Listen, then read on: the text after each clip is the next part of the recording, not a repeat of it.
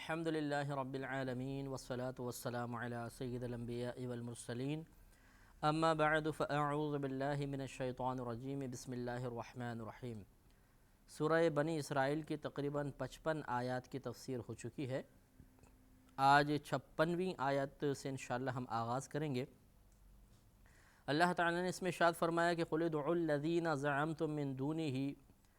آپ فرما دیجئے، یعنی اے حبیب کریم صلی اللہ علیہ وسلم آپ ان کفار سے فرما دیجئے، ادعوا الذین زعمتم من دونہ، تم انہیں پکارو جنہیں تم اللہ تعالیٰ کے علاوہ گمان کرتے ہو، یعنی انہیں اپنا معبود سمجھتے ہو، یا پھر اللہ تعالیٰ کی بارگاہ میں مقرب بننے کے لیے انہیں اس انداز سے وسیلہ بناتے ہو کہ تم ان کی عبادت کرتے ہو، انہیں پکارو۔ فَلَا يَمْلِكُونَ كَشْفَ الضُّرِّ عَنْكُمْ وَلَا تَحْوِيلًا، تو وہ اختیار نہیں رکھتے تم سے تکلیف دور کرنے اور نہ پھیر دینے کا۔ نہ وہ تکلیف تم سے دور کر سکتے ہیں،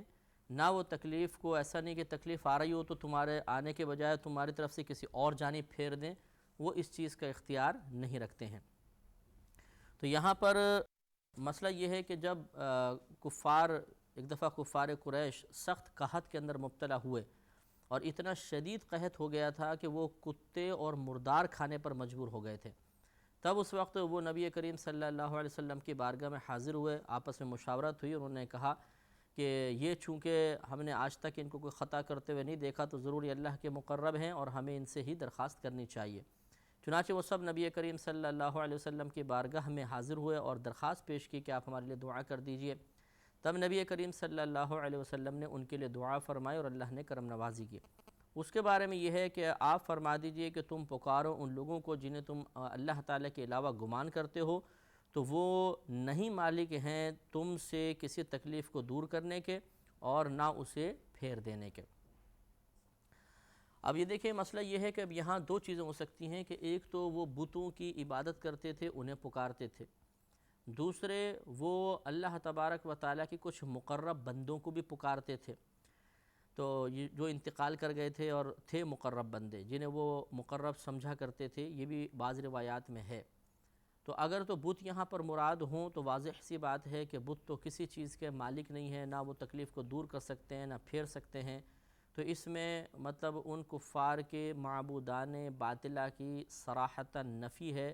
اور ان کے عاجزی کے اظہار کا ارادہ ہے۔ اور اگر یہاں مقرب بندے مراد لیے جائیں تو یقیناً اللہ تعالیٰ کے مقربین بعطائے الہی پریشانی دور کرنے پر قدرت رکھتے ہیں، جیسے ہم آپس میں بھی اللہ کی عطا سے پریشانی کو دور کر سکتے ہیں۔ ایک شخص آپ کے پاس آتا ہے، عرض کرتا ہے کہ جی میری یہ پریشانی ہے، اگر آپ میری مدد کر دیں گے میری پریشانی دور ہو جائے گی۔ آپ نے کچھ پیسے نکال کر دے دیے، پریشانی دور ہو گئی۔ تو آپ اصل میں یہ پریشانی دور کرنے والے نہیں ہیں، حقیقتاً تو اللہ تعالیٰ دور کرنے والا ہے، لیکن وسیلہ بن جایا جاتا ہے۔ اسی طرح جو بزرگان دین ہوتے ہیں ان کی بارگاہ میں اگر کوئی جا کے اپنی حاجت کا سوال کرتا ہے اور وہ اللہ کی بارگاہ میں دعا کر دیتے ہیں تو اللہ تعالیٰ ان کی دعا کی برکت سے مشکلیں دور کر دیتا ہے، جیسے کہ سیاہ ستہ کی کثیر روایات اس پر دال ہیں، دلالت کر رہی ہیں، رہنمائی کرتی ہیں، بطور دلیل پیش کی جا سکتی ہیں۔ جیسے بخاری کی روایت کے نبی کریم صلی اللہ علیہ وسلم ایک مرتبہ خطبہ ارشاد فرما رہے تھے، جمعہ کا خطبہ تھا، تو ایک اعرابی کھڑے ہو گئے اور عرض کیا رسول اللہ صلی اللہ علیہ وسلم قحط کی وجہ سے ہمارے مویشی ہلاک ہو گئے، فصلیں تباہ ہو گئی ہیں، ہم پانی کی بوند بوند کو ترس رہے ہیں، آپ اللہ کی بارگاہ میں دعا کیجئے کہ اللہ تعالی ہم پر بارش برسائے۔ ان کی اس درخواست پر نبی کریم صلی اللہ علیہ وسلم نے بارگاہ الہی میں اپنے دست مبارکہ دراز فرمائے اور اللہ کی بارگاہ میں عرض کی یا رب کریم ہم پر بارش برسا۔ اب یہاں نبی کریم صلی اللہ علیہ وسلم نے یہ نہیں فرمایا کہ تم اللہ تعالیٰ کو معاذ اللہ چھوڑ کر میرے پاس کیوں آئے ہو دعا کرنے کے لیے یا دعا کروانے کے لیے، تم براہ راست اللہ کی بارگاہ میں عرض کرو، مجھے کیوں وسیلہ بناتے ہو۔ لیکن نہیں، نبی کریم صلی اللہ علیہ وسلم نے ان اعرابی کی اس درخواست کو قبول کر کے قیامت تک کے لیے یہ مسئلہ ہمیں سمجھا دیا کہ دینے والی ذات اللہ کی ہی ہے، لیکن اگر اس کے کسی مقرب بندے سے دعا کے ذریعے اللہ کی رحمت کو طلب کیا جائے تو یہ افضل اولا بہتر ہوتا ہے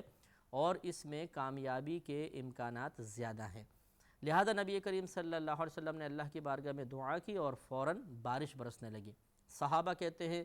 کہ بارش برسنا شروع ہوئی حتیٰ کہ مسجد کی چھت ٹپکنے لگی اور ہم نے کیچڑ میں سجدہ کیا، اور جس وقت ہم واپس جا رہے تھے تو اتنا پانی جمع ہو گیا تھا کہ ہمارے گھٹنوں تک پہنچ رہا تھا۔ یہ کہتے ہیں کہ پورے ہفتے بارش ہوتی رہی، اور اس کے بعد جب اگلے جمعہ آیا تو پھر نبی کریم صلی اللہ علیہ وسلم خطبے کے لیے ممبر اقدس پر براجمان ہوئے،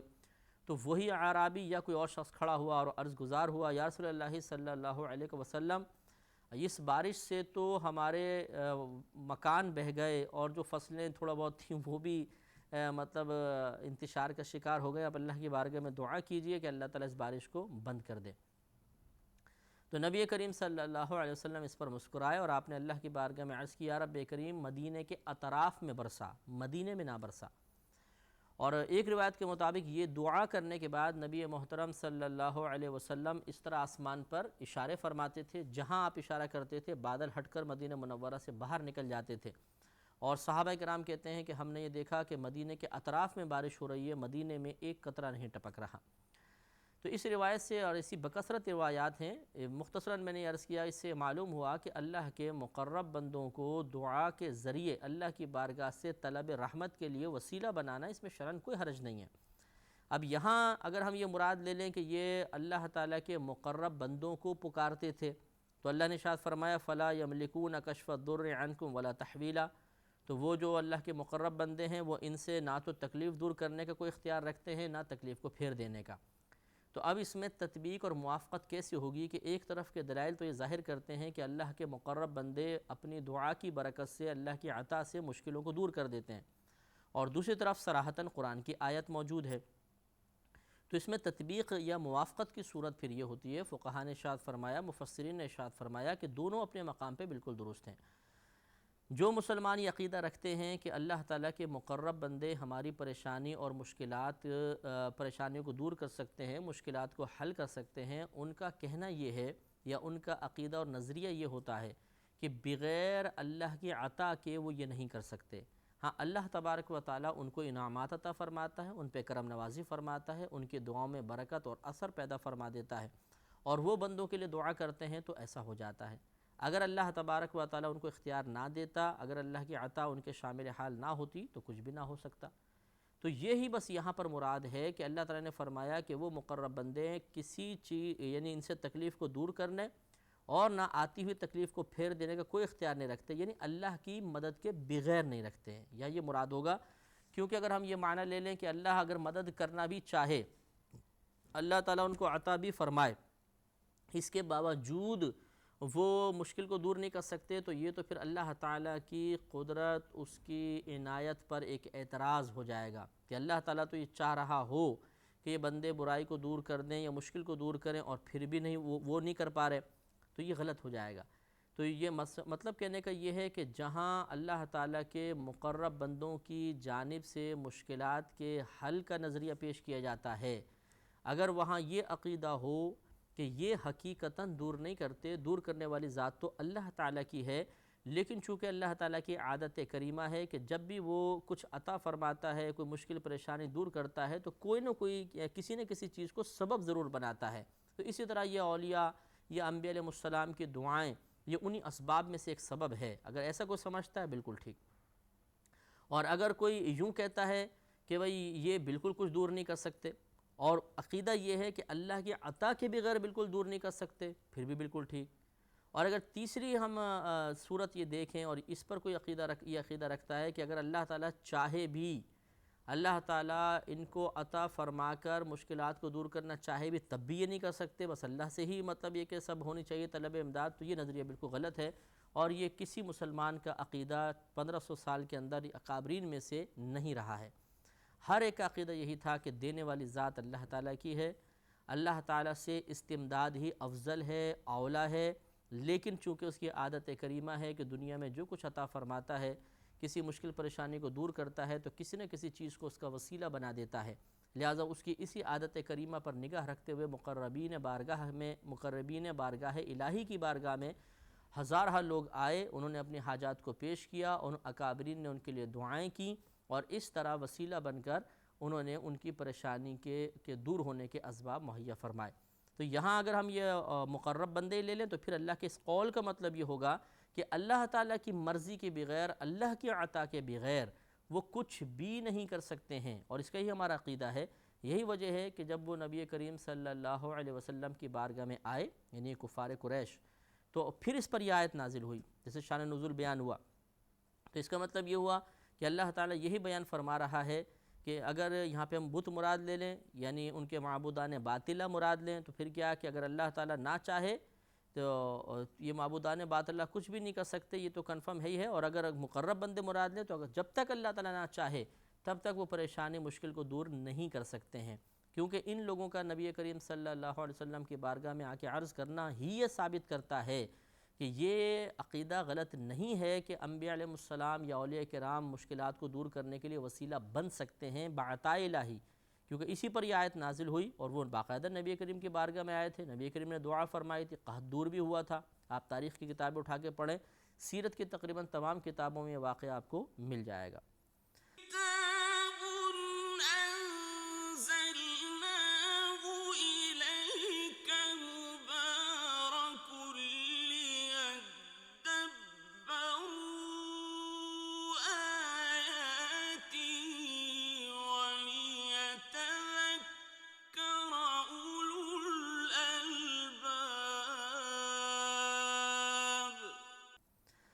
آگے شاد فرمایا کہ اولئک الذین یدعون، یہ وہ مقبول بندے جنہیں یہ کافر پوجتے ہیں، ان کی عبادت کرتے ہیں یا انہیں فاعل حقیقی سمجھ کر پکارتے ہیں۔ دیکھیں، ایک پکارنا ہوتا ہے، جیسے مثال کے طور پہ کوئی نبی کریم کی بارگاہ میں عرض کیا، یا رسول اللہ کرم فرمائیے اور ہماری مشکل کو دور کیجیے، جیسے صحابہ کرام نے عرض کی،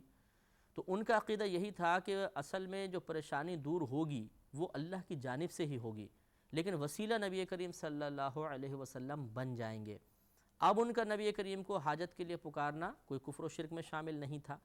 تو اگر کوئی اللہ کے مقرب بندے کو اس نیت کے ساتھ پکارے کہ بغیر عطائے الہی کے بھی یہ میری مشکل پریشانی کو دور کر دیں گے، تو یہ کفر و شرک کے اندر جائے گا اور اسی کی ممانعت ہے۔ لہذا اللہ نے ارشاد فرمایا کہ اولئک الذین یدعون، وہ مقبول بندے جنہیں یہ کافر ان کی عبادت کرتے ہیں یا انہیں پکارتے ہیں۔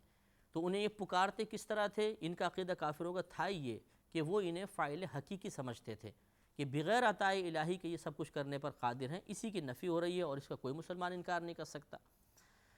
یبتغون الی ربہم الوسیلۃ، وہ جو فرمایا کہ وہ مقبول بندے جنہیں کافر پوجتے ہیں، ان کی عبادت کرتے ہیں یا پکارتے ہیں فاعل حقیقی سمجھ کر،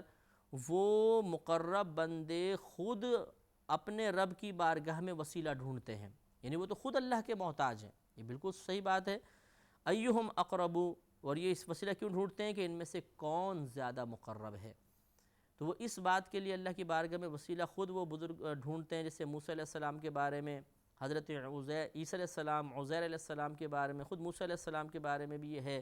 کہ کفار ان کو جو بعض تھے وہ پکارا کرتے تھے، اور ایک روایت کے ایک تفسیر کے مطابق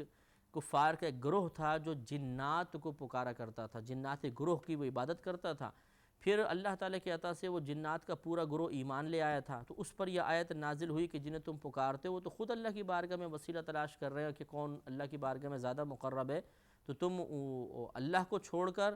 ان کی طرف جا رہے ہو جو خود اللہ کی طرف رجوع کر رہے ہیں۔ تو یہ سمجھا دیا گیا کہ اللہ کے مقرب بندوں کو فاعل حقیقی سمجھ کر، مؤثر حقیقی سمجھ کر، بغیر اللہ کا محتاج سمجھ کر اگر ان سے طلب امداد کی جائے یا پریشانی کے دور کرنے کا ان سے عقیدہ رکھا جائے تو یہ غلط ہوگا۔ وَيَرْجُونَ رَحْمَتَهُ، اور وہ مقرب بندے اللہ تعالیٰ کی رحمت کی امید رکھتے ہیں، وَيَخَافُونَ عَذَابَهُ، اور اس کے عذاب سے ڈرتے ہیں۔ تو یہ سمجھا دیا گیا کہ جب جن کو تم وسیلہ بنا رہے ہو، جنہیں تم اپنی حاجات کی تکمیل کے لیے، مشکلات کی دوری کے لیے پکار رہے ہو، لازم بات ہے تمہارے دل میں ان کی عظمت ہے، ان سے تم عقیدت رکھتے ہو، محبت رکھتے ہو۔ جب وہ خود اللہ کے عذاب سے ڈرتے ہیں، وہ اللہ کی بارگاہ میں مقبول ہونے کے لیے وسیلے تلاش کرتے ہیں، جب وہ خود اللہ کی رحمت کی امید لگائے بیٹھے ہیں، تو تم بھی انہی کے نقش قدم پہ چلتے ہوئے اللہ کی طرف کیوں نہیں رجوع کرتے ہو؟ تم اللہ تعالیٰ کو چھوڑ کر انہیں کیوں فاعل حقیقی، مؤثر حقیقی سمجھتے ہو، یا بعض تم میں سے انہیں عبادت کے لائق سمجھنا شروع کر دیا؟ یہ سب چیزیں غلط ہوتی ہیں۔ لہذا ان آیات میں اللہ تبارک و تعالیٰ کی جانب سے بہترین عقائد کا بیان ہے، جس کو ہر مسلمان کو ذہن میں رکھنا ضروری ہے، لیکن مکمل تفصیل کے ساتھ، مکمل وضاحت کے ساتھ، ہر پہلو پر توجہ کرتے ہوئے۔ ان عذاب ربک کان محذورا، بے شک تمہارے رب کا عذاب ایسا ہے کہ اس سے ڈرا جائے، تمہارے رب کا عذاب ایسا ہی ہے کہ اس سے ڈرا جائے۔ تو معلوم یہ ہوا کہ اللہ کے عذاب سے ڈرنا یہ اللہ کو محبوب ہے، پسندیدہ ہے، اور اللہ تبارک و تعالیٰ نے اس کو واضح طور پر بیان فرمایا کہ اللہ کا عذاب ایک ایسی چیز ہے کہ جس سے واقعی ڈرنا ہی چاہیے، لہٰذا ہمیں بھی کوشش کرنی چاہیے کہ اللہ تبارک و تعالیٰ کے عذابات سے ڈریں، اور لازم بات ہے کہ ڈریں گے اسی وقت جب پہلے عذابات کو سنیں گے، اور عذابات کو سنیں گے اس وقت جب اس کے لیے کوئی اہتمام کریں گے۔ تو یا تو ہم قرآن پاک ترجمہ اور تفسیر کے ساتھ خود پڑھیں اور ان میں عذابات کی آیات پر خاص طور پہ توجہ کریں، یا پھر ایسے کیسٹس، اصلاحی بیانات وغیرہ کی کیسٹیں، سی ڈیز اپنے گھر میں ہونی چاہیے جن کو ہم سنیں اور ان میں عذابات کا تذکرہ ہو۔ یہ جیسے ہمارے یہ پروگرامز وغیرہ آتے ہیں اور اس میں عذابات کے بارے میں کوئی بات بیان کی جائے تو اس کو سننا چاہیے، اس پہ غور و تفکر کرنا چاہیے، اپنی عاجزی اور انکساری کو پیش نظر رکھتے ہوئے، اپنی کمزوریوں کو پیش نظر رکھتے ہوئے ہمیں سوچنا چاہیے کہ اگر ہم بے خوف رہے اور اللہ کے عذاب کے مقابلے میں ہم نے جرأت مندی کے ساتھ گناہ کیے تو ایک دن ہم بھی اس کا شکار ہو سکتے ہیں، تو پھر دل میں خوف پیدا ہوگا، اور یہ خوف دو چیزیں ضرور عطا فرمائے گا اگر حقیقی خوف حاصل ہو جائے، ایک عبادات پر استقامت، نمبر دو گناہوں سے دوری۔ الحمدللہ یہ اللہ کا خوف، اللہ کے عذاب کا ڈر، یہ دو انعامات ضرور عطا کرتا ہے۔ تو یہاں تک 57 آیات کی تفسیر ہماری ابھی مکمل ہوئی ہے، انشاءاللہ اس سے آگے ہم کنٹینیو رکھیں گے، لیکن اگلے پروگرام میں وآخر دعوانا ان الحمدللہ رب العالمین۔